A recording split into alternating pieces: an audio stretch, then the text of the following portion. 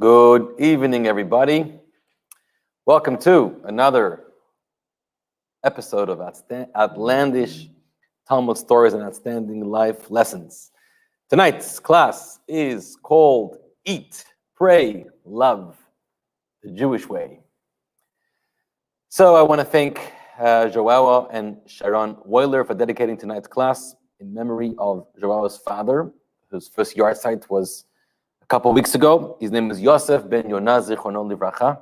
May his neshama have an aliyah and be a great blessing and a merit for your family and for the community and for the world all over. If you want to dedicate a class, there's a link in the video description. So please do if you can, and we would greatly appreciate that, and it helps us do what we are doing here. Also, the class description is in the video description. The class source sheet is in the video description, so download it so you can follow along tonight's class. We're going to be learning just one passage, an outlandish story indeed, but hopefully with an outstanding lesson. It's in Talmud Shabbat, page 33b. So download that, and we're going to get started. Eat, pray, love. So you may be familiar with this because there was a book that came out with this title, and then later, subsequently, a movie was made based on the book. And it doesn't matter if you know the story or not, but it's a woman, Elizabeth Gilbert, who describes a journey she had in life, because she had everything that she wants, a person could want. She was married, and the husband had a good job, and there was plenty of money, and her whole life really had gone in a very easy, smooth way, as would be predicted in a upper-class American family with her school and college, and getting married, having a home, and everything just worked out the way, some people would dream. But at some point in life, she broke down.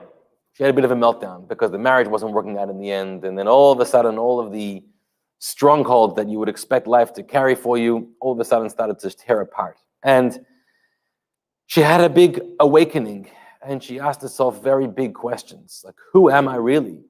And what's going on? And what am I living for? And where am I going? And she describes how in all her years, and she must have been already in her, older 20s or 30s, she had never really asked herself any big, deep, difficult, challenging existential questions because she didn't really need to. Life had just worked out for her perfectly. And suddenly, as it often happens when life does not work out perfectly, even though you don't have to wait till that time, even if life is going great, you should be asking yourself the important questions. But her questions were, maybe I need to get out of my little box, get out of my bubble, and see the world and find myself, as they say. So the book or the film describes her journey where she found the love of food in Italy and love in India, and prayer in India rather, and love in Bali, in Indonesia. And she indulges, and she's just letting loose, and she's letting go, and she's allowing herself to try all kinds of experiences. And that's where the name Eat, Pray, and Love comes from. And the question that's more relevant to us, because her story is not our story, on the one hand, or on the other hand, it is everyone's story, is, first of all, do you ask yourself those big questions about who am I, and where am I going, and what am I doing? And even if everything is working out well for you, or if it's not working out so well for you right now in any capacity in life, ask yourself these questions. And then the question is, where are you going to find the answers? If you look at food and prayer and love, there doesn't seem to be such a common denominator because prayer sounds like a very spiritual endeavor. And actually, she finds a guru in the ashram, and she has that kind of experience. So that's a very spiritual experience. And then there's this level of kind of indulgence in the material pleasures and delights of this world, and food and love. And so where are you going to find your source of meaning, your source of purpose? How are you going to be fulfilled? You can only chase your heart's desires for so long. And at some, even if they don't end, at some point, something's going to hit you hard. And then you're going to ask yourself, what did I just dedicate the last 5, 10, 15, 20 years of my life towards?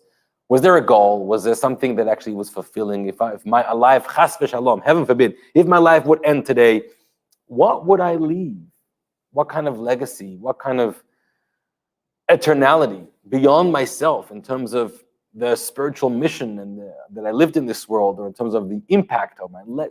But what's it all about? So we're going to learn about that tonight. And I hope we're going to come out with some really profound Jewish answers based on Jewish philosophy and Jewish theology and Jewish spiritual thought. And the way we're going to do that is to learn about an episode with a very great rabbi whose name was Rabbi Shimon, the son of Yochai. We've spoken about him a number of times, and he lives at the end of the 1st century, beginning of the 2nd century after the Common Era. And we're thinking about him because next week is Lag BaOmer, 33rd day of the Omer, which is the day of his yahrzeit. He passed away that day. And it's a very special day. He instructed that the day of his yahrzeit, of his passing, should be celebrated like a behilula, like a wedding almost. It's a strange expression, but it's a celebration of all of his accomplishments in life. And he has many, and many people will try to visit Miron, which is the mountaintop city, a village in Israel where he's buried. In good times, I don't know about COVID times, but in good times, there's probably tens of thousands of people that are there on his yahrzeit. He happens to be a student of Rabbi Akiva, where 24,000 students of Rabbi Akiva pass away during this period in the time of year, but he stays alive among other students, and then he ends up passing away on this Lag BaOmer. He's the author of the Zohar being the foremost Kabbalistic work, and in those days, there wasn't a lot of publications of Kabbalistic works. The Zohar was really the only one. And later, in more recent centuries, there's been much more that's been transcribed. He's an unbelievable character and provided tremendous leadership, and he has a very interesting life story. And we're going to learn one of the stories about him tonight. And I'm sure many of you may have heard of this story, maybe not in all its detail as it's described in the Talmud, but besides learning more detail about it, or if you're being exposed to the story for the first time, I think we're going to tap into some very deep layers and depths in this story, especially the conclusion of the story, which is not often spoken about, but there's an ending over here where a simple elderly Jew teaches a lesson to the great sage Rabbi Shimon bar Yochai and his son that they did not know about or learn on their own. And it's an unbelievable, timeless lesson that gets into the heart of what we want to explore tonight. Where are your spiritual experiences in life? Where are your meaningful experiences in life? And maybe I'll ask the question in the following way, and we'll come up to the end of this at the end of the class. If you had to upload an Instagram post, right? We got to use the language of today. And this was going to be like your frame. I'm not really so familiar with Instagram, but if you had your own frame or your own profile picture or whatever it was, that would be your ideal picture of a spiritual experience. A picture that would capture a moment in your life that is the most meaningful, the most elevated, the most inspiring moment in your life. I want you to think about what would that picture look like? Maybe it's something you've done in the past in your life, somewhere you've been. Maybe it's something or somewhere that you want to be doing, and it's on your bucket list to do. But think about what is the most heightened moment of your life that you'd like to have on that picture.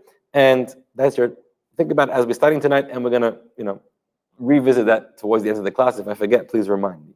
Okay? All right. So let's get into the story. Just an introduction before we start the story, because the story is going to get into some of the dilemma between the Jews living under Roman rule. So the Romans, who are the superpower of the time, they destroyed the Second Temple. They took control, as we learned last week, of Israel. And the Jews are living under Roman rule, and some of it for many periods of time was hostile rule. And so just to understand a word about the Jewish approach to government, especially when we're governed by forces or rulers that are not ours, so that we're in host countries. So we have two teachings in the Mishnah that I want to share with you that seemingly are a little bit contradictory, but they're not. So in Pirkei Avot, which is Ethics of Our Fathers, which we're studying during this time of year in Shabbat afternoons, there's a very clear Mishnah in chapter 2 that says, "Be careful in your dealings with the ruling authorities, for they do not befriend the person except for their own needs. They seem like friends when it is to their own interest, but they do not stand by a man in the hour of distress. This is a teaching that cautions you about the suspicions of authority and of government. Now, this is being written at a time when Jews were not in their own land with their own sovereignty in Israel. They were living in Rome or under other kinds of rules. So certainly those people were not the best friends of the Jews. In fact, they destroyed Jewish people in the temple and Israel, etc., etc.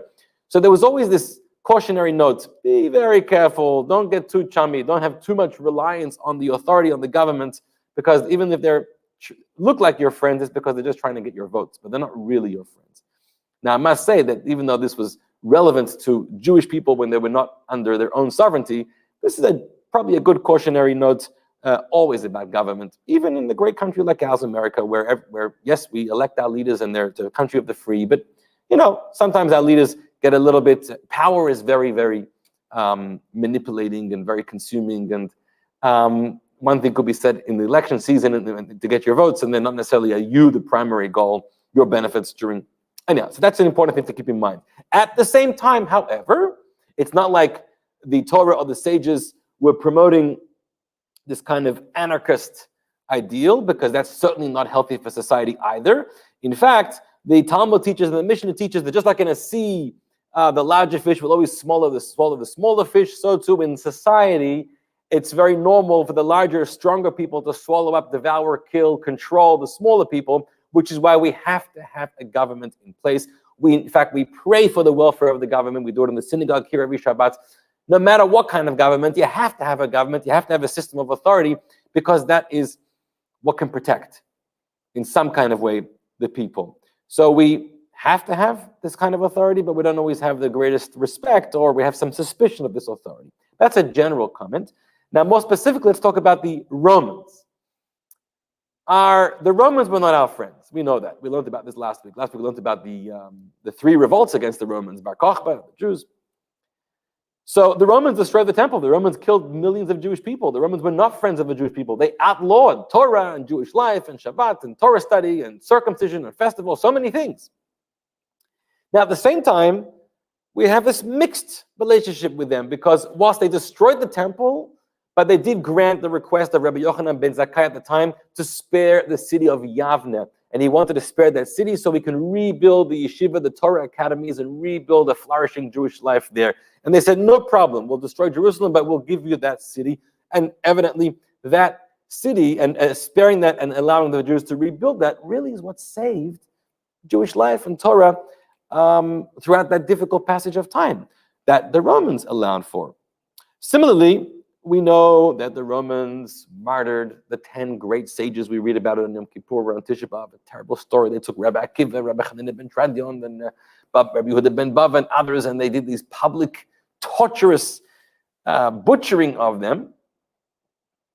Yet at the same time, if you look throughout history and the period of time in the Talmud, some of the rabbis were very close friendships with Roman emperors and Roman leaders. Rabbi Yehuda Hanassi, the great Rabbi Yehuda the Prince, who authored the Mishnah, he was very close with Antoninus, a Roman emperor. So, we find it's a mix. It's never easy when you have to deal with authority and who not necessarily like you, but you need them and they need you. So you got to play it right. Diplomacy is a very important and challenging tool.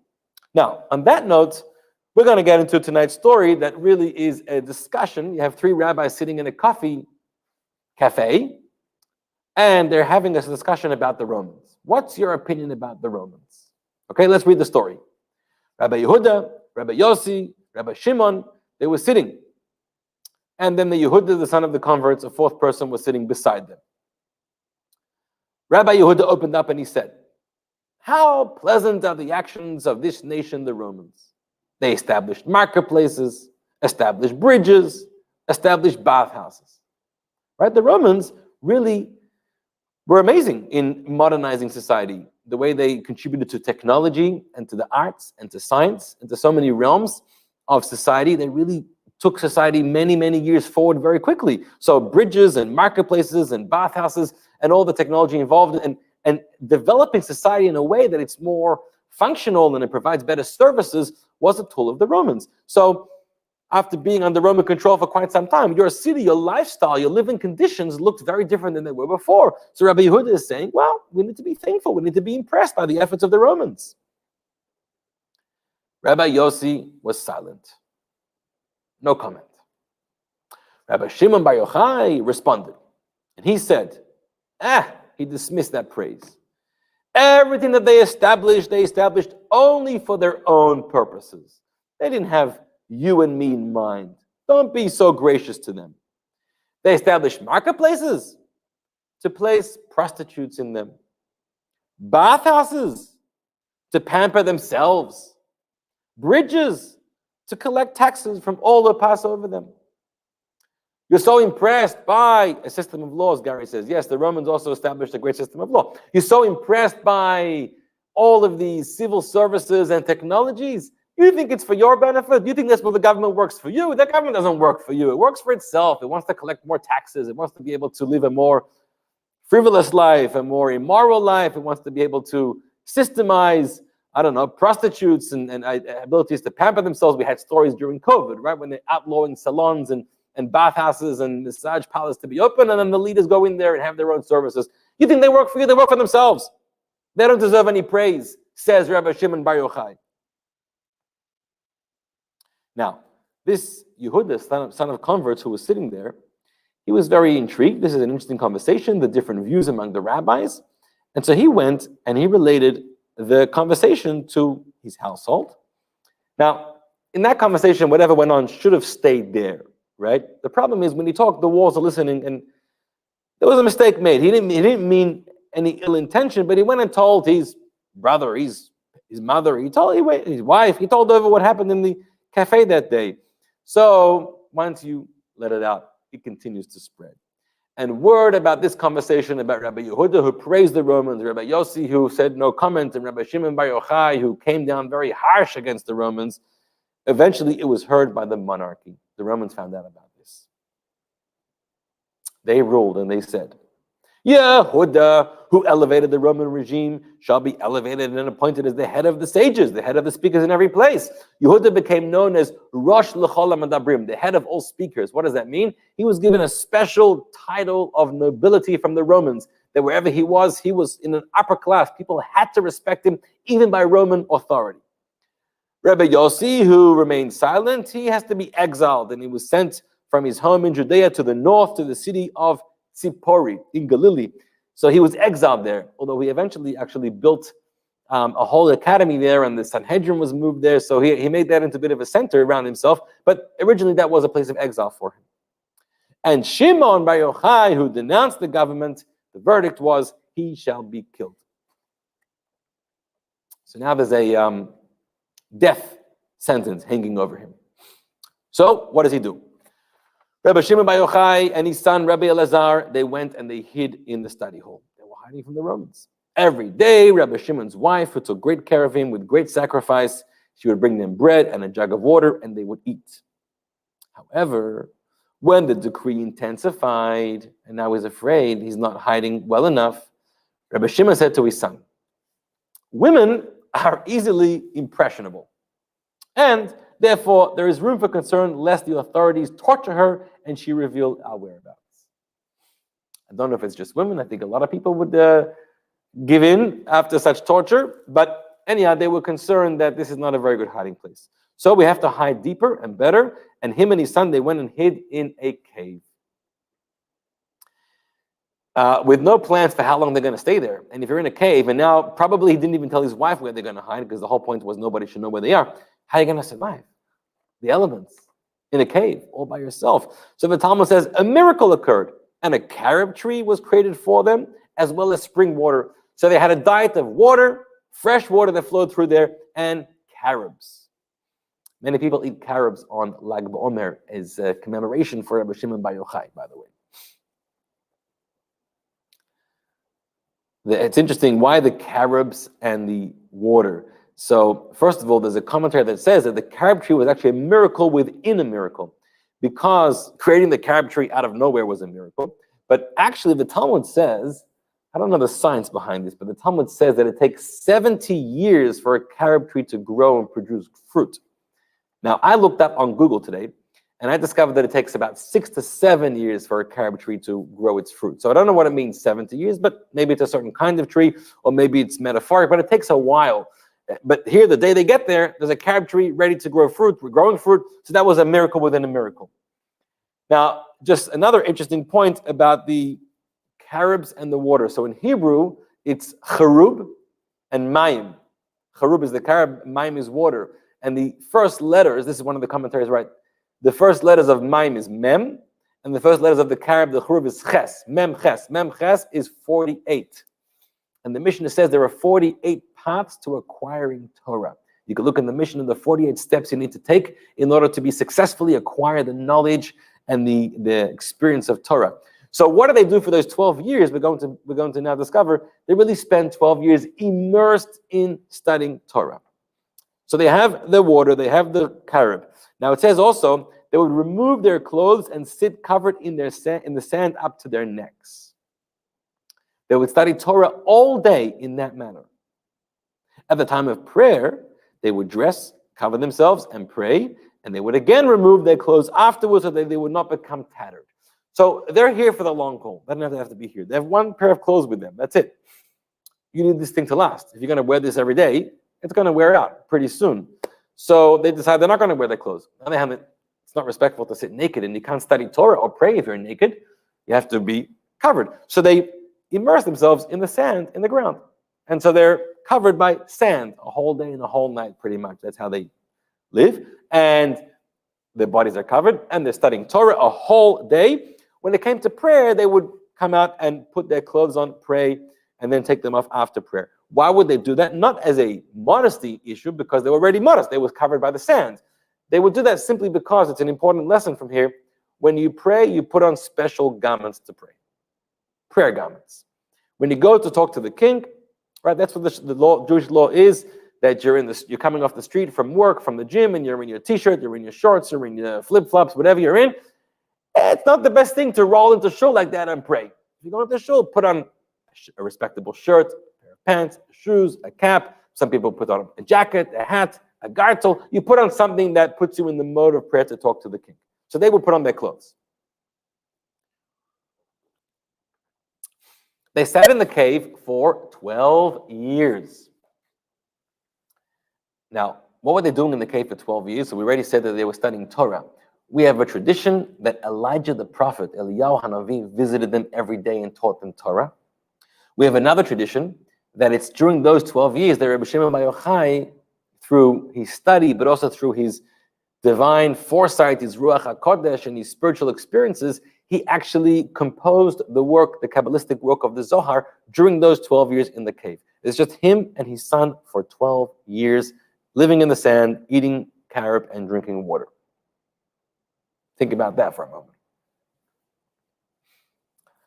After 12 years, Elijah the prophet came and stood at the entrance to the cave, and he said, "Who will inform Bar Yochai that the emperor has died and his decree has been abrogated?" In other words, he was getting a message. It's safe to come out now. Imagine coming out of a cave, out of hiding for 12 years. Right? I know somebody who a few years ago came out of prison after being in prison. I think it was for 8 years. And as soon as he came out of prison, his family or his friends who were waiting for him wanted to take a selfie with him. He had no idea what a selfie was. Nobody 15 years ago or 10 years ago knew what a selfie was either. Who took selfies? What is a selfie? So he missed out on a lot of technology in those 10 years. So he learned a lot. So imagine then, then I don't think technology developed as quick as it developed nowadays. But you're coming out of a cave after 12 years, and it's been dark, and you've just been with one person, your son, and you've been studying Torah, and you're in a different place. You're in a different realm, and now you're coming out to the sunlight, and you're coming to a universe, into a world of people, society, community, life, hustle, bustle. It's got to be a real shock to the system.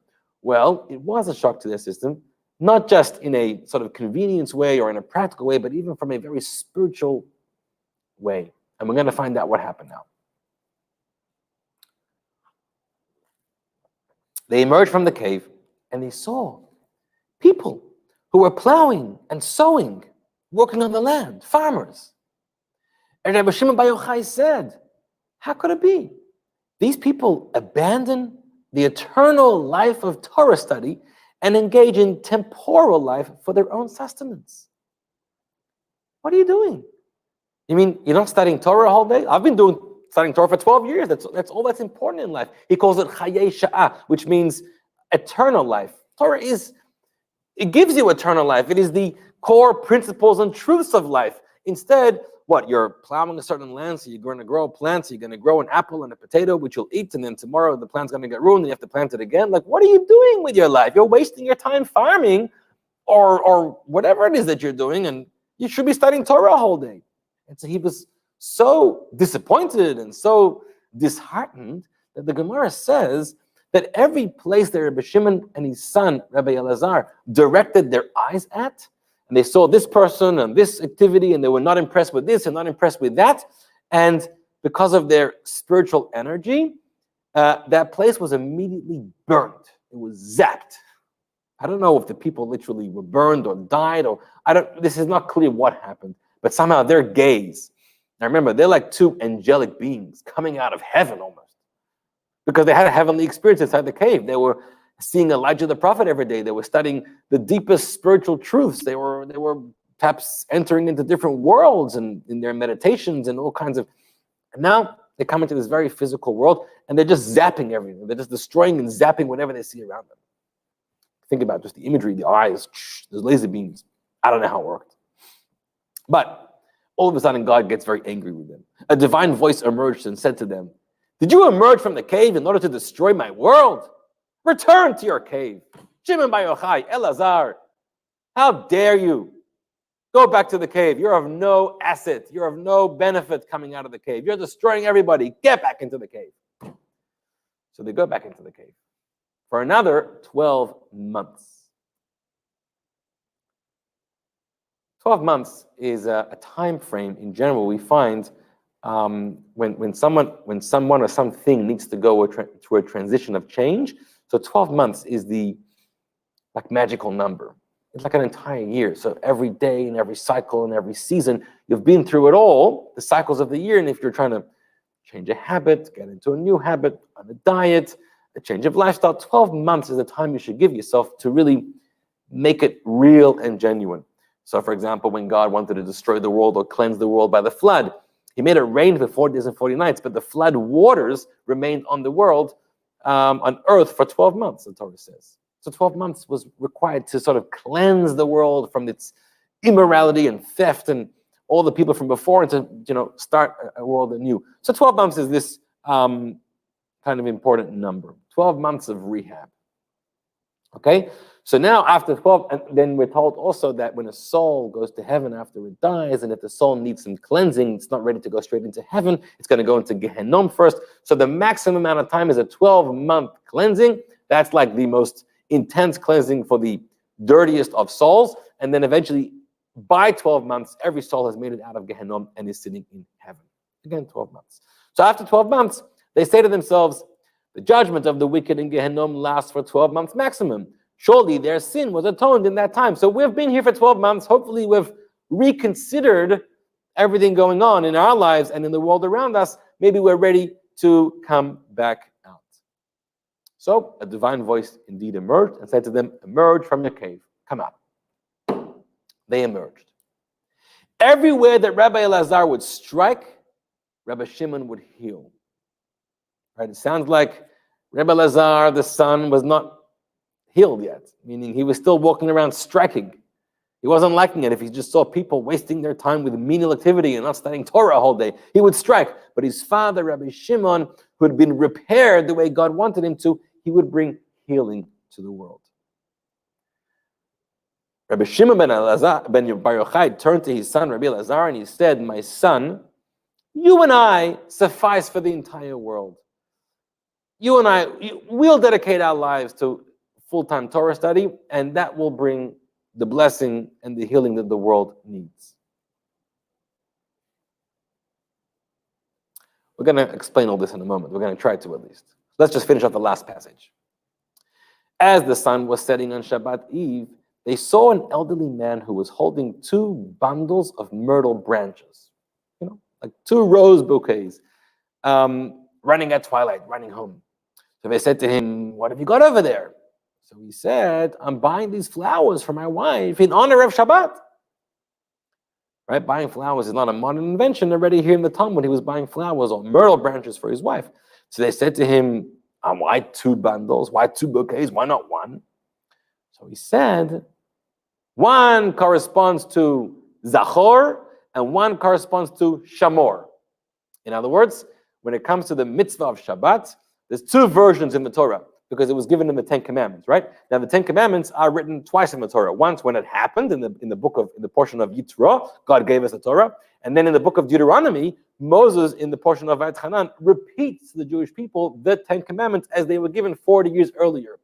What's strange, however, is that the way Moshe repeats the 10 Commandments is a little different. He makes a few changes from the way God communicated those 10 Commandments, which is really, really strange, and we're not going to get into that now. But what's important for now is that there was one vital change about the law of Shabbat. In the previous one, God had said, Zachor, remember the day of Shabbat. And then when Moses was giving over the command, he said, Shamor, guard, observe the day of Shabbat. So the Zachor and the Shamor, there's 2 themes over here. We're going to talk about that soon. So therefore, those are the 2 themes of Shabbat. So this elderly man says, I'm buying 2 bouquets, 1 for Zachor and 1 for Shamor, for the 2 different commands and themes of Shabbat. Rabbi Shimon was blown away. He's buying 2 bouquets of flowers because of the 2 ideas of Shabbat. He was blown away. He turns to his son and he says, you see how beloved the mitzvot are to the Jewish people. So their minds were put at ease. Finally, they found some rest.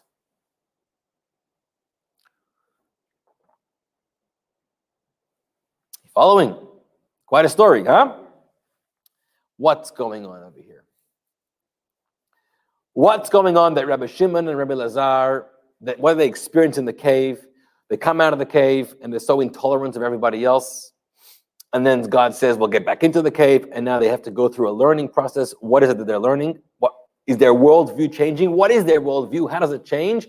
And how are they pacified when they come out again? And what is so remarkable about this 2 myrtle branches in honor of Zachor and Shamor to celebrate Shabbat? How do we piece all these pieces together? Okay, so I want to get into this. I want to explain it. I want to explain a little bit. Yeah. We're going to get that at the end. Correct. At the end, remind me. So I want to explain a little bit about Rabbi Shimon bar Yochai. We're going to understand him and his life and his worldview. And we're going to try to figure out how his worldview developed and evolved over time. And then we're going to get to a new understanding about what is the ideal way to live in this world, enjoying meaningful spiritual experiences. Okay?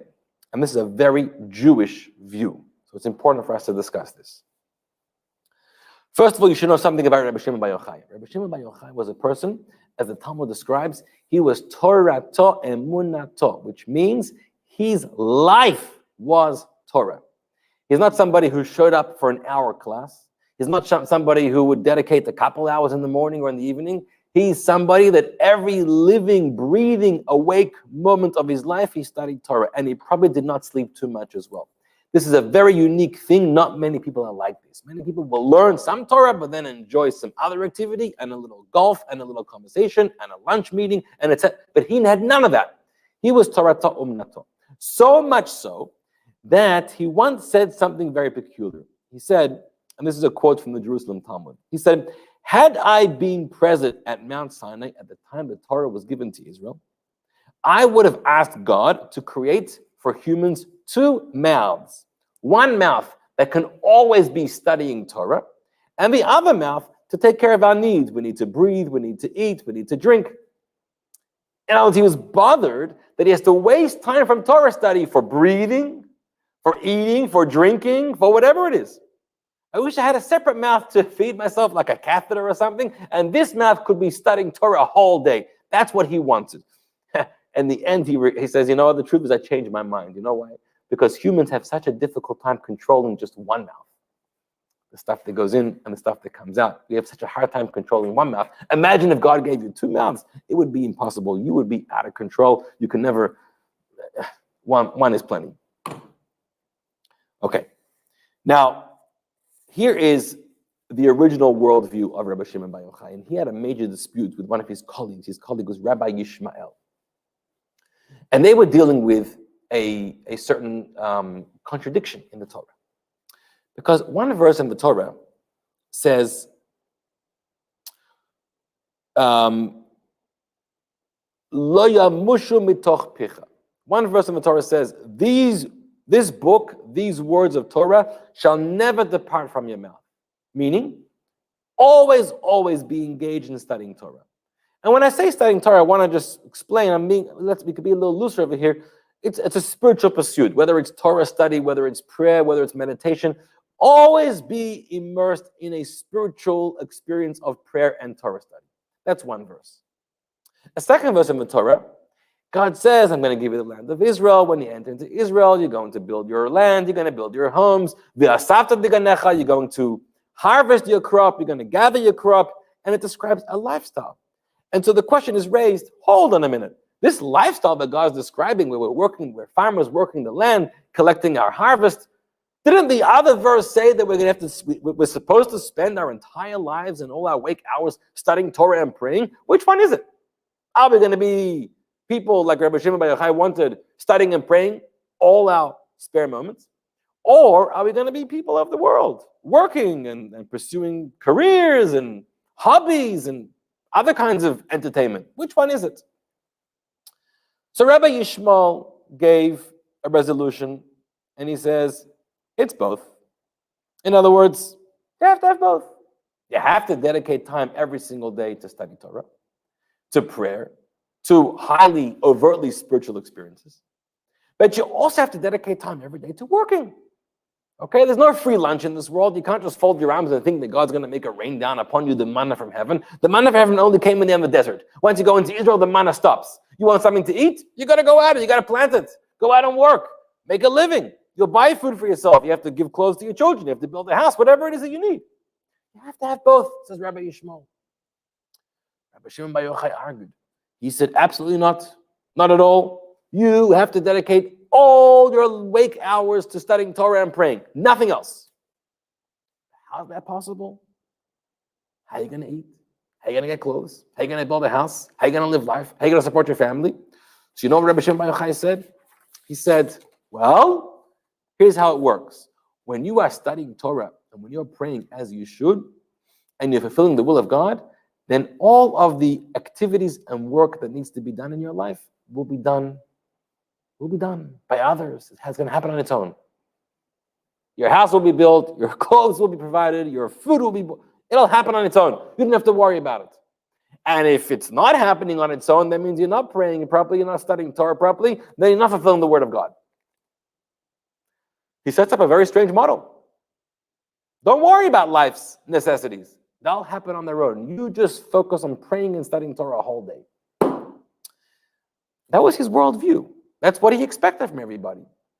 And the Gemara concludes, and the Gemara says, many people attempted to follow the path of Rabbi Yishmael, dividing their time between learning and praying, and also going out to work and pursuing a hobby and a career, and it worked for them. They built stable lives. Whereas many who tried the path of Rabbi Shimon bar Yochai and lo alta biyadan, it didn't work for them at all. I mean, they were praying, they were studying, but their kids went hungry and they had no food and no clothing and no house. It didn't work out at all. In other words, we're seeing something about Rabbi Shimon bar Yochai, and that is that not only did he live a life this way of 24/7 immersed in Torah study and prayer, but he seemingly expected this from everyone else. He thought this is the lifestyle everybody needs to live. Nobody should be going out to work. Nobody should be wasting their time farming and growing and building. That's not for you. It's not for Jews. We study and pray a whole day. So think about that. And now think about the fact that he's spending 12 years in a cave studying Torah, praying as he normally would, but now with spiritual revelations, Elijah the prophet, and all kinds of spiritual experiences. That's where he's at in life. That's what he believes is the real life. There is no real life other than this. If you don't do this, you're wasting your time. You're involved in temporal life, not in eternal life. And him and his son, that's are on the same page over here. And so they come out of the cave, and he's really coming from heaven over here, and he sees people wasting their time. Can't understand. You're going to school, you're getting an education, you became a builder, you have a career, you're farming, you're having some leisure, you're going on a vacation with your family, you're going for lunch with your loved one, you're connecting, you're bonding, you're building relationships. What are you doing wasting your time? Couldn't imagine. And so he starts to destroy the world. He had a complete intolerance. He expected everybody should live this way. So God says, get back in the cave. You got it all wrong. And he went through 12 months of rehab on his worldview. And his worldview changed. How did it change? It changed, and he realized, not that he's wrong, meaning that he needs to change his personal lifestyle. His personal lifestyle works for him.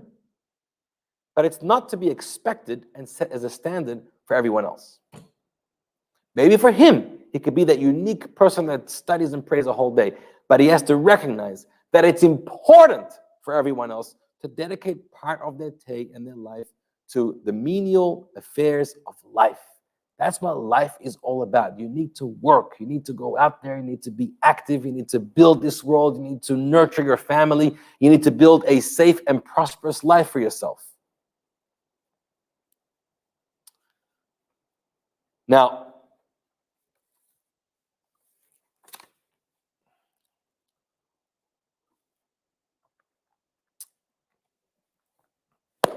apparently, and I don't want to get sidetracked here, but apparently his son, Rabbi Elazar, did not learn the lesson as well as his father did.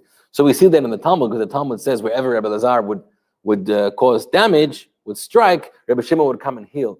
But there's another story, if you recall, because we learned this story together many months ago, but there was a person who stopped Rabbi Elazar one day. He was coming back from the Bet Midrash, and he stops him on his horse, and he says, hey, I'm looking for certain directions.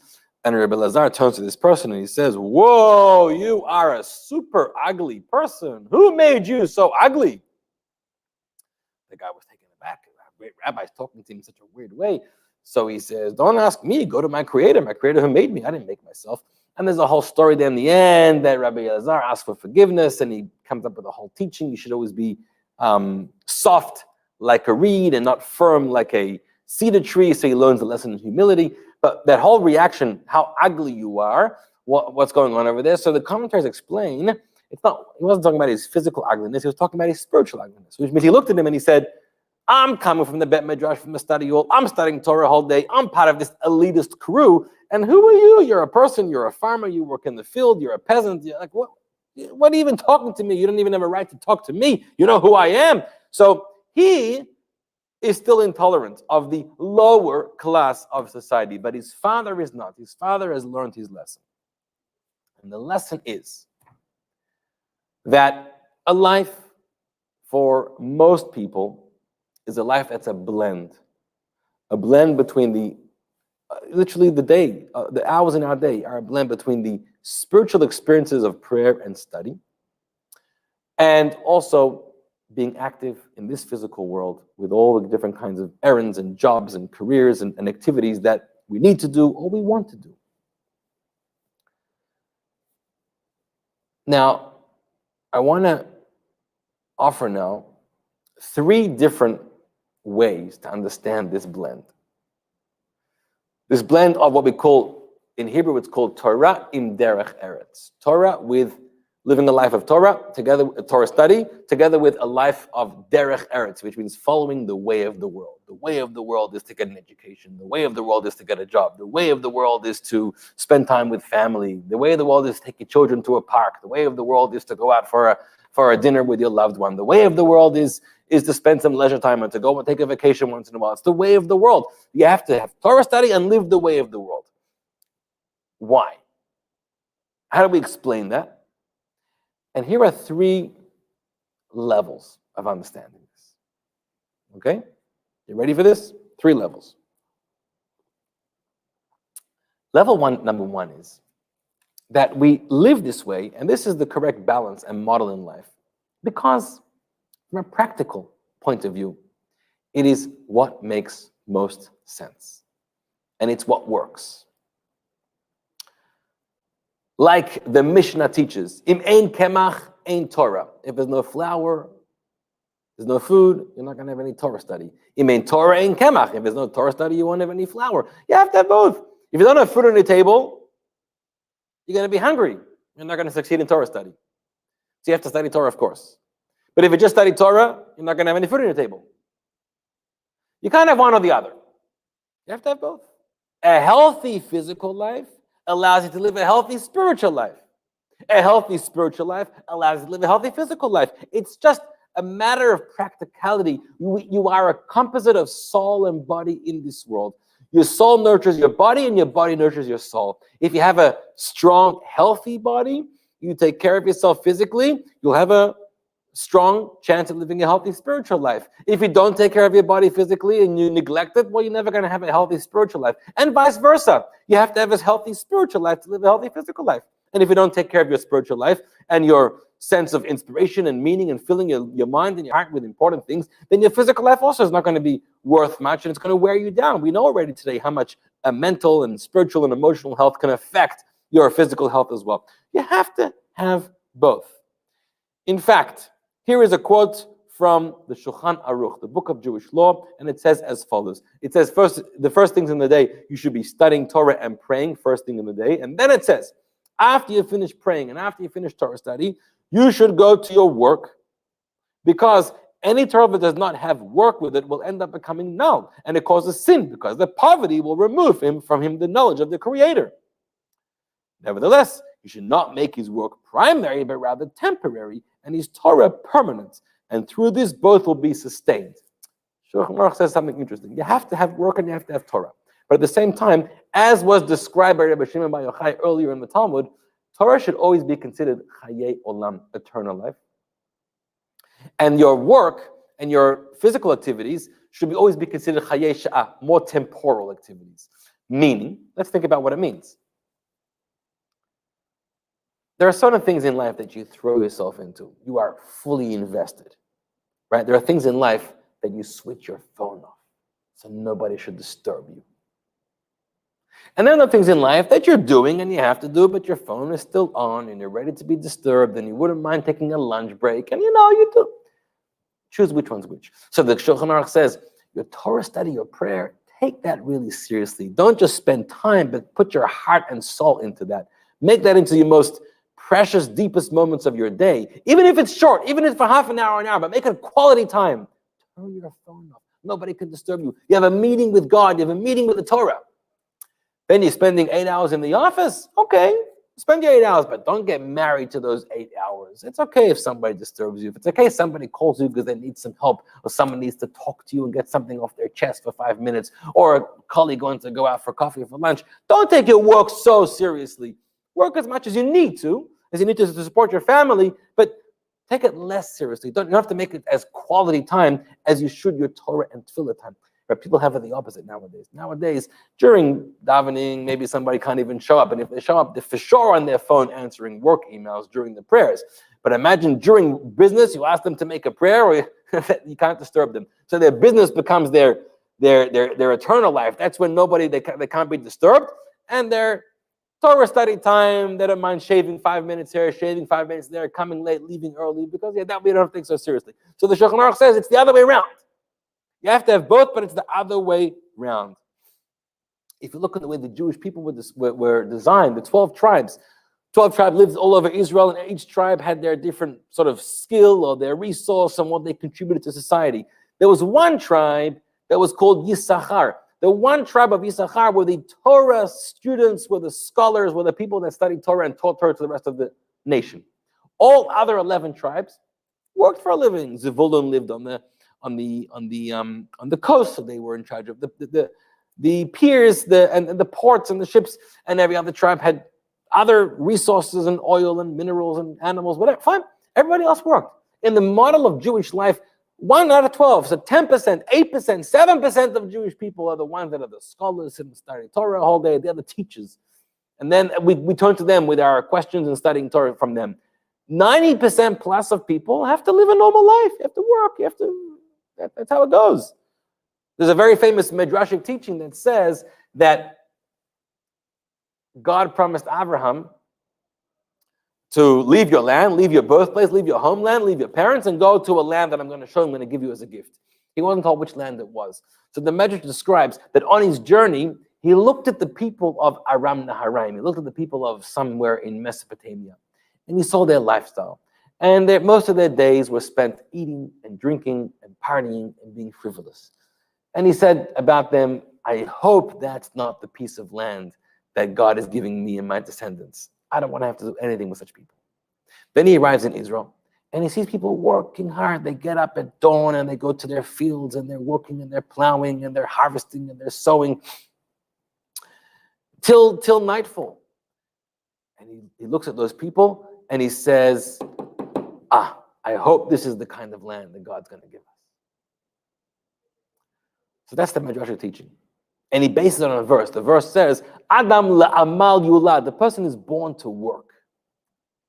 Now, what kind of work? And he was so impressed just from backbreaking labor in the field. That's what impressed Abraham. What about a work of Torah, a work of prayer, you can work in spiritual pursuits also. So it means that as well. But the value that Abraham saw in life is a life of work. We're here to be active. We're here to be productive. We're not here to waste our time. So, of course, to waste our time with partying a whole lifetime, certainly not okay.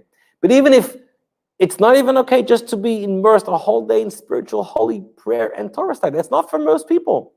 Somehow, when after the war and communities moved to America, somehow a lot of communities established themselves that the standard is that everyone in the community has to study Torah and pray a whole day. No one's allowed to get a job. And you have this in many schools and communities. It's like frowned upon. It's the lower classes of society that go out to work, get an education, get a job. But the higher elites are the ones that can pray and study a whole day. And it's not really, it's wrong. It's not the way the Jewish people thought. It's not the standard of life. It was never like that. 90% of Jewish people were never like that. And it's not sustainable from a practical point of view.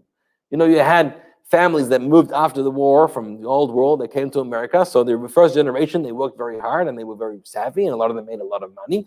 And then they supported the next generation. Their son-in-law is going to study Torah all day, and then the grandchild. So they're supporting the next generation, and you have these generations of people who are in kollel studying Torah all day, and it's really nice and really beautiful. But nobody's ever added to this money pot. They're just all been depleting. And at some point now, 70 years later, the money is running out. We don't have money to continue the next generation, so we got a problem over here because we have a communal standard. We can't go work. It's not. We're going to be whatever. I don't want to get carried away.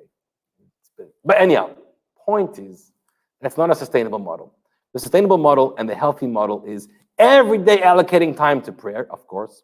Every day allocating time to Torah study, of course.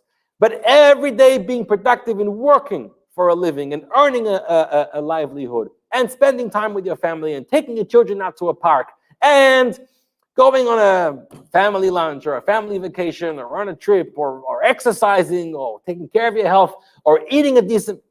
This is the healthy way of life. It's practical, it's sustainable, and it's healthy. And this is explanation number one that I said. I'm going to give you 3 explanations. Explanation number 1 is that it's sustainable, it's practical, and it's healthy. Now we're going to go into explanation number 2.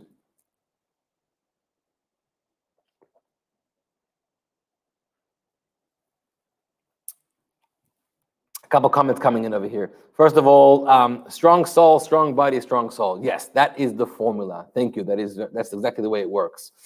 Gary, that's why Shabbat is a gift, and it's critical to having a balanced life for each of us to stop and reboot ourselves to immerse in spiritual needs and family relationships. Excellently said. And we're going to talk about the relationship between Shabbat and weekdays in just a moment. A very beautiful teaching from Harav Kook. Then we have, it's cutting out, I'm sorry. Like the sages, each one has, Benny, excellent point. Even in the times of the Talmud, we find that barely any sages that devoted their whole days to Torah study. They all had jobs, they all had professions, whether they were selling food or making beer or woodwork or silversmiths. They all had lives and professions. Very, very good. Okay, let's move right along. A deeper level. Level number 2. why it's so important to balance your life with both Torah study and prayer, spiritual experiences, but also with the practical, physical experiences of life, of work, of eating, and of family, etc. And that is as follows.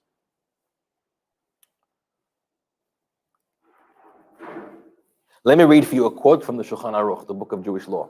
And it goes like this. All your deeds should be for the sake of heaven.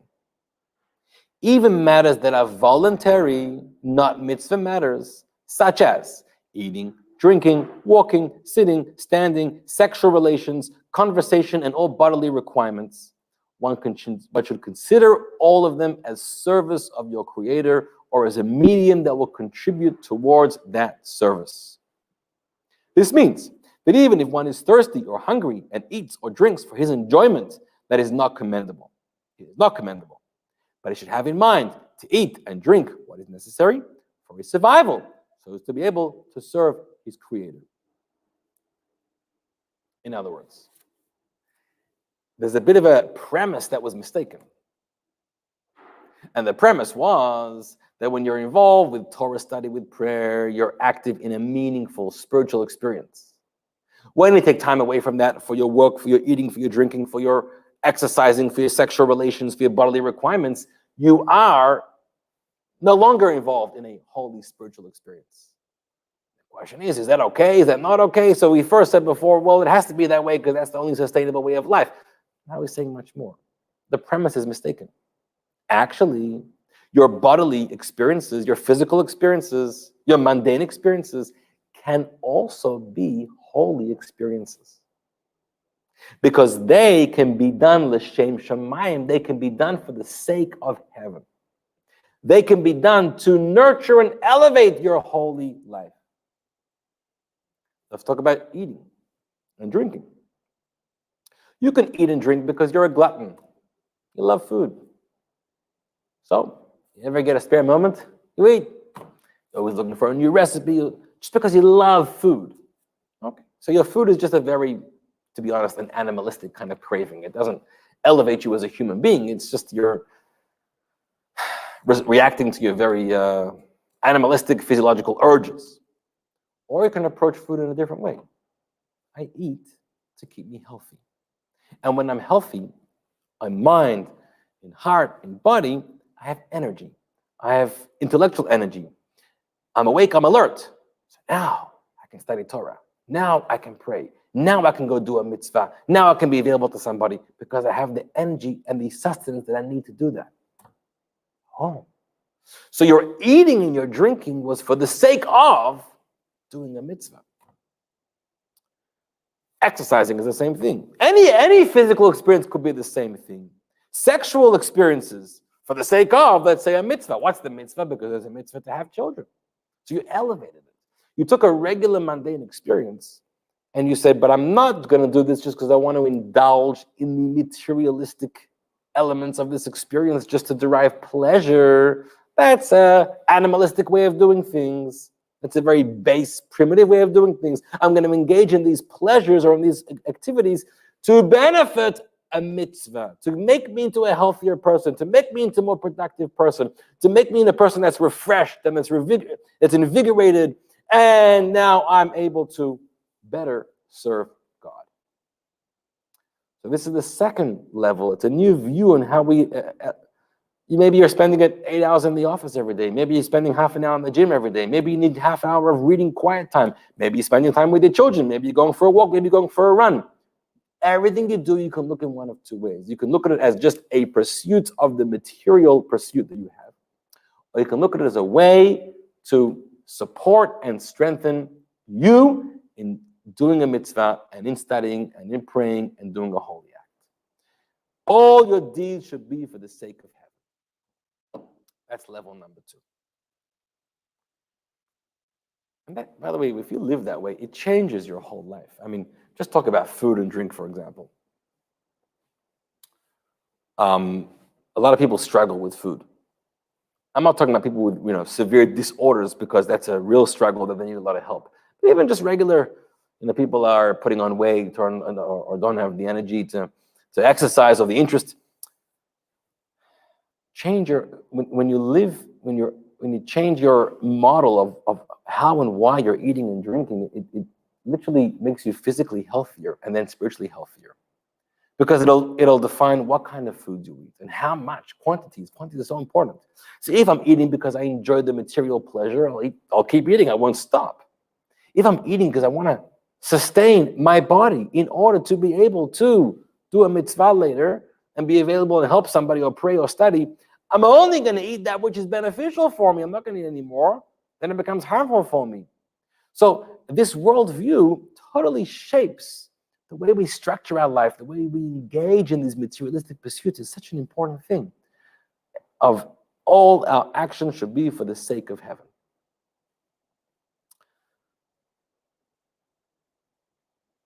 You should know, before I get into level 3, I know we're running a little late, but level 3 is the highest level. You have to hear about it.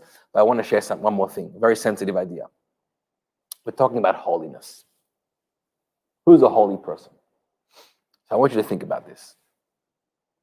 The Rambam, Maimonides, was one of the first people to codify Torah law into a categorical work, a code. Meaning, in the Talmud, all of the Jewish laws is spread out and jumbled in a very disorganized way. And the Rambam wrote a compilation, a code of Jewish law. And he's the first to set up 14 categories of Jewish law. One of the categories he calls Sefer Kedusha, which means the book of holiness. So there's the book of festivals, there's the book of daily routines, there's the book of sacrifices, the book of purity and impurity, all kinds. There's one book called the book of holiness. Now, which laws in the Torah and Jewish life would you expect the Rambam to include in the book of holiness? Right? So what makes a person holy? So maybe you would expect him to include the laws of Shabbat, or the laws of faith, or the laws of loving God, or the laws of Yom Kippur, the holiest of days. I mean, what you'd imagine, right? None of those laws are included in the book of holiness, meaning they don't make you so holy, those laws. He includes 2 laws in the book of holiness. The laws of food and forbidden foods, and the laws of sexual relations and forbidden sexual relations. Those are the only 2 kinds of laws he includes in the book of holiness. Think about this. You know where a person can be most holy? When a person prays, when a person says the Shema, when a person goes to synagogue, when a person observes Shabbat, has a Shabbat dinner, when a person is on Yom Kippur, when a person is studying Torah. Are you holy? Yeah, I guess. Not so holy. You know when you're holiest? What's the test of a holy person, the litmus test? The way a person engages in the 2 most base urges of the human, which can be most like animals as well. Food and sexual relations. 2 base human urges. To eat, to derive physical pleasure, food and drink, or sexual relations. How do you engage in them? Because you can do it in one of 2 ways. You can either do it in a very unholy way, which means your animalistic human urges just take you over and you gravitate towards it because you just want to satiate personal pleasure. Or you can do it in a very controlled way, in a very deliberate way, to do it in a way that promotes your health, in a way in accordance with the law, Torah law, and the mitzvah. What foods are kosher? Not kosher. Blessings before and after you eat. What kind of foods do you eat? How much food do you eat? For what purpose are you eating? How often are you eating? Do you share your food with others and invite guests, or is it all for yourself? Are you so particular that the food is to be like this and not like that? And if it's medium to rare, you're going to send it back because you like medium to well, and it's not so red, and it's too red, and you're so picky about food like a 3-year-old. And that means the food has consumed you. Or is the food consuming you, or are you consuming the food? I'm eating a piece of meat or whatever it is because it makes me healthy. I'll eat as much as I need. It's not exactly the way I like it. So what? It's not the goal. The goal is that the energy should give me to be able to use this energy for something good. Be a master of your urges for food and be a master of your urges for sexuality. Same thing in sexuality. How do you use those forces? With which person? With the right person, the way the Torah lets, in the right times, in the right places, in the right conditions, in a way that's loving, in a way that's selfless, not selfish, in a way that's promoting a relationship with someone else, not in a way that's just trying to derive a personal urge and fulfill a personal pleasure. It's very hard. These are two base human urges that want us to be just animalistic and derive pleasure. Can we be holy enough to control these urges and use them in productive ways and channel them in purposeful ways? That is the test of a true holy person. So you talk about eat, pray, love. Pray is important, but eat and love. Those are the two areas of life. You could either be completely reduced to an animal or elevated to a holy human being. Such a powerful idea. And now we're going to get into the third level, the deepest of levels of how to engage in eat, pray, and love, and why to. Level number one was because you have to live a balanced, practical, convenient life. Level number two was that the eat and the love and all the physical activities should be for the sake of doing a mitzvah and holy experiences. And now level number three, I'm going to read this out. It's a teaching it comes from the Baal Shem Tov, and it came through his student, Rabbi Gilbert, the Maggid of Mezrich. And I'm going to read this quote. Listen carefully. It is indeed a sign of a good heart when one's every action is for the sake of God, and he does everything with heaven in mind, as we described in level number two. Nevertheless, this is not what we call avodat tama. This is not called complete service in the tradition that we have received. So did I hear in the name of Rabbi Dober of Mezrich the Maggid with regard to the Talmudic saying. The Talmud says, what is avodat tama? What's a complete, wholesome service? One, after which no other service follows. This is the end game. It's a complete service in and of its own. What does that mean? So the Maggid said, when a person's eating is intended only to strengthen his body for Torah study and for worship. So level number two, we said, you eat for the sake of praying, Torah study, doing a mitzvah. That's not called a perfect service. Why? Because it's for the sake of something else. While eating, he neither prays nor learns. Hence, this is merely an act of service for the sake of, and which leads to the true service which follows. However, if the eating is done in accordance with the meditation of the Arizal Reb Isaac Luria to extract and elevate the holy sparks in the food, then he can create yichudim, spiritual unifications, as much with his eating as he can with his prayer. It's very deep. I'll try to explain in a nutshell.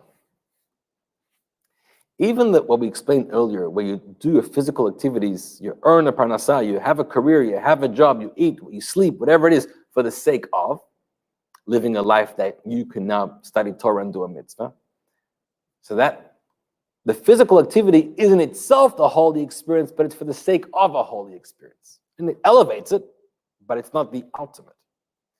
The ultimate is to discover how, just like when you're studying Torah, the words of God, you're praying to God, you're engaged in a mitzvah, this is an act of holiness. So too, when you are sleeping, working, eating, jogging, playing, or whatever, that too is holy.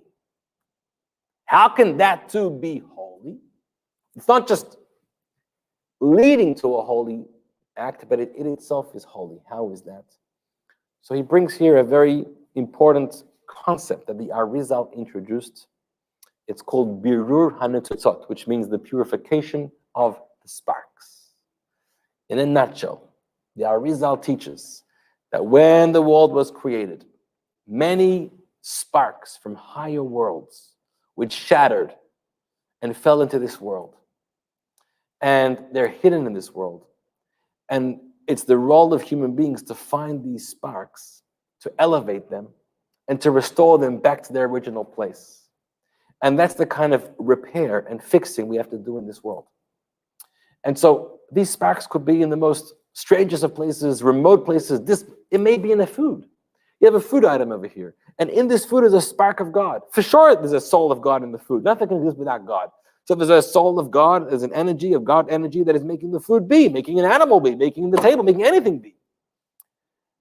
And if you can tap into that spiritual energy in that food, in that play, in that work, in that sleep time, whatever it is, and elevate that energy and restore that energy back to its source, you have turned the most physical, menial activity into the most spiritual, holy experience. Simple as that. Not so simple.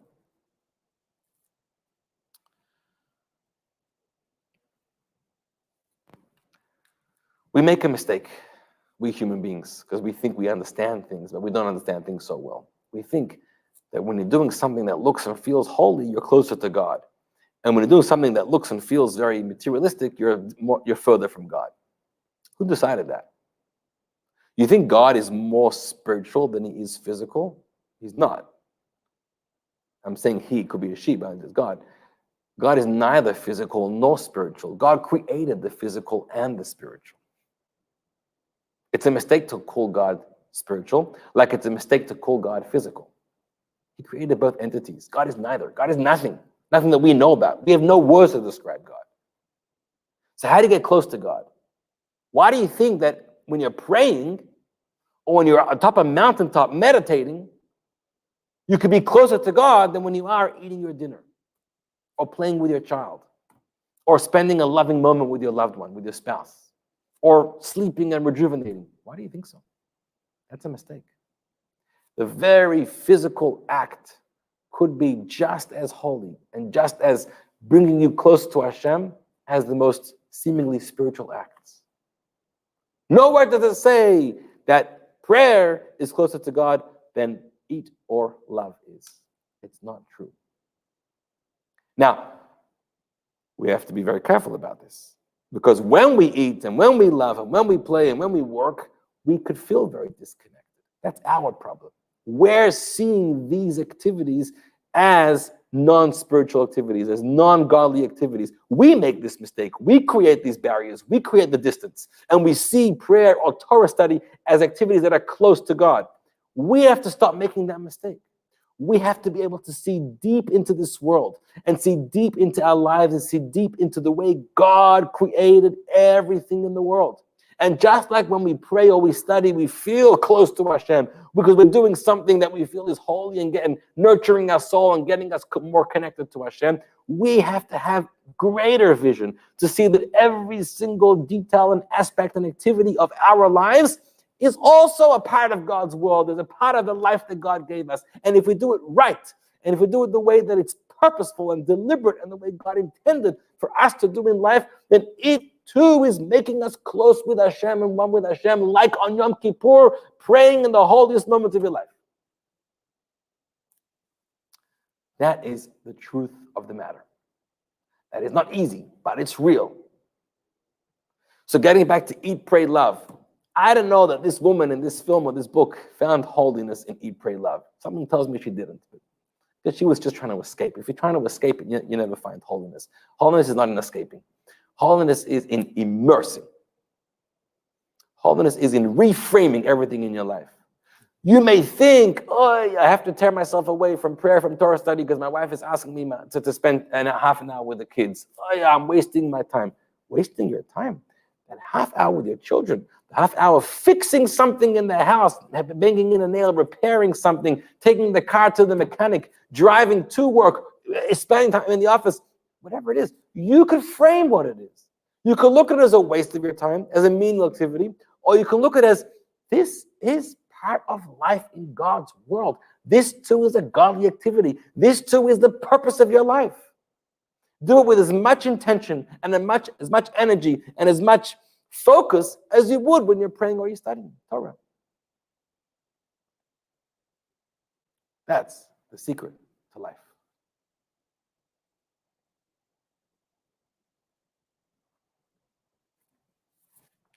Which is how I'll share one more beautiful teaching on the Talmud from Rav Kook.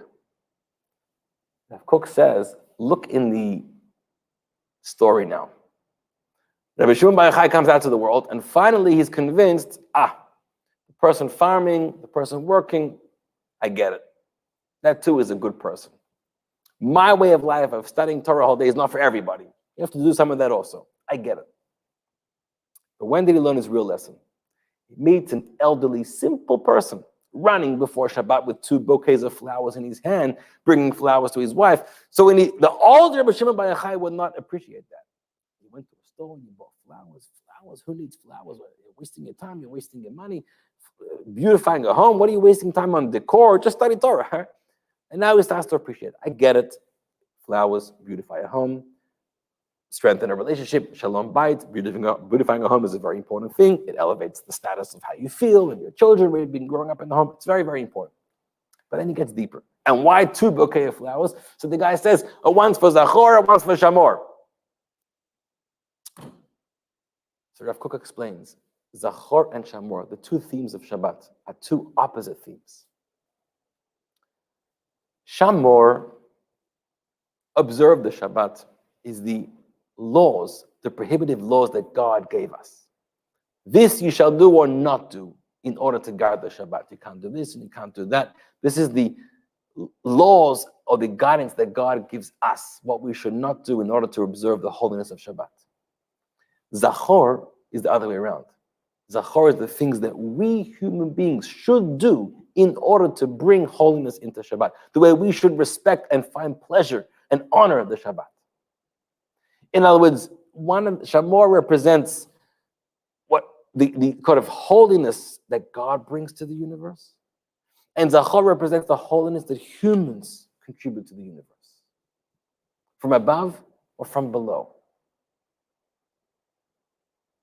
Which is really the contrast between weekdays and Shabbat. Normally we think weekdays are the days of unholy days, of work. Shabbat is the holy day. Hold on a moment. Why is the weekday unholy and the Shabbat holy? This is also a mistaken perception. You think that, again, you think God is more Shabbos-like than weekday-like. He's not. The Torah says, for 6 days you shall work, and on the 7th day you shall rest. Why say it like that? Just say you can't work on the 7th day. There seems to be a command, 2 commands. One command is to work on the 6 days, and one command is to rest on the 7th day. Both commands. You're holy when you work on those 6 days, and you're holy when you rest on the Shabbat. You're unholy if you don't work on those 6 days, and you're unholy if you do work on Shabbat. But they're 2 different kinds of holiness. The holiness of resting on Shabbat is a holiness that comes from God. Today that we submit ourselves to the radiance, to the energy, the flow of holiness coming from above. The holiness of the 6 days that we work is the holiness that we contribute to the world. 6 days you shall work as a Torah command. You work purposefully, work meaningfully, and you bring holiness into the world. Which is why this episode occurred when?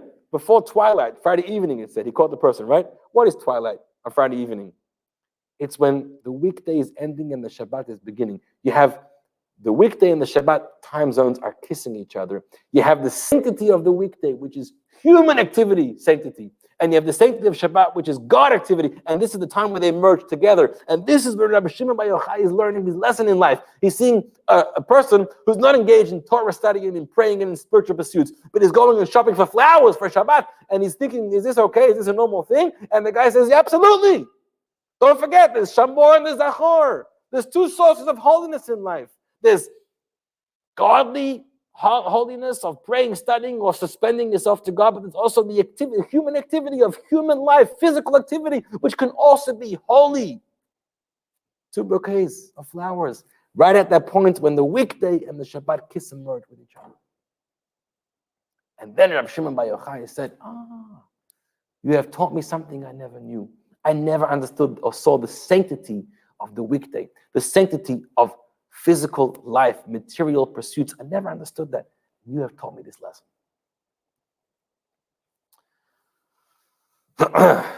So it's time for us to end.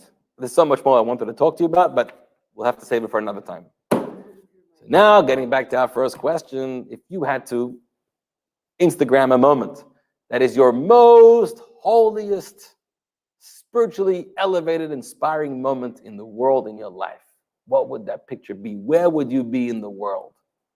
You have an answer? Where would I be, or where have I been? You had asked before. Well, how do you want it to be? What would that? Tell me what that picture would be.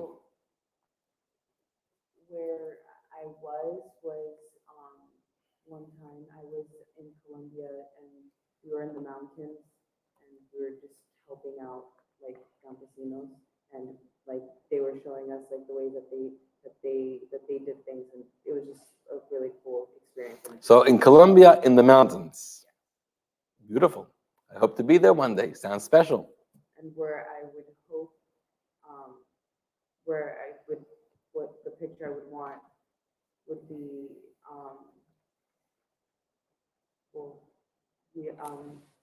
like everyone back where we're supposed to be. Everyone back where we're supposed to be. Like spiritually and. Okay. So I don't even know if that's a picture. All right. Yeah. Some people say when they're by the Kotel in Israel, right, in Jerusalem. Some people when they're on watching a sunset. You know, everyone has their moments. But I'll tell you what I think the truest, realist answer is. Gary says, being Sandik at my grandson's bris. Yep, that's special. But let me give you another suggestion. You know which moment is the holiest, most important moment of your life that you want to frame forever? Exactly where you are, what you're doing right now. Right now. If you listen to the class, great. If you're working, if you're reading, if you're sleeping, whatever it is. Never think that what you're doing now doesn't have the potential to be so holy, so powerful. But if I travel to a sunset, if I travel to the mountains, if I travel to Jerusalem, if I travel to, then it could be really holy. Remember that God is not as restricted. God is not as small as we think he is. God is not only in Jerusalem, and God is not only in the mountains, and God is not only at a simcha, and God is not only on Shabbat or Yom Kippur. God is in every single moment, in every single activity, in every single thing in our life. And the only question is, can you discover it there? Can you let God into that moment of your life?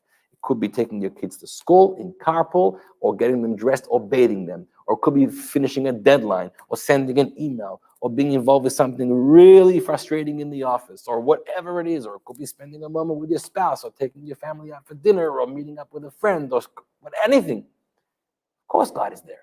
Of course that could be a truly spiritual, holy moment, but you have to work harder to make it, to realize it. And if you do, and if you live that way, your whole life is completely immersed and submerged in God's intention for your life and for the creation of this world. Thank you for joining us, everybody, and have a good night.